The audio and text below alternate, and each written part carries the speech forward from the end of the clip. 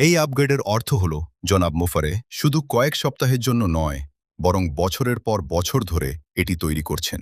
কি পরিবর্তন হয়েছে? এখন আপনার সার্কেলে আরও বেশি স্লট রয়েছে।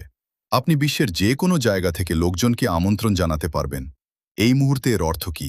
আপনি আপনার সার্কেল আরও দ্রুত বাড়াতে পারবেন। অবস্থান অনুযায়ী কাকে আমন্ত্রণ জানাবেন তার উপর আর কোনো সীমাবদ্ধতা নেই, কোনো বাধা নেই, কোনো সীমানা নেই। প্ল্যাটফর্মে আরও বেশি মানুষ আসবে, যা এটিকে আরও বেশি কার্যকর করে তুলবে, কারণ লক্ষ লক্ষ মানুষ ভিক্টরি উইথ অ্যাশ প্ল্যাটফর্মটি ব্যবহার করতে পারবে এবং এতে কোনো সমস্যা হবে না, কোনো বাধা ছাড়াই।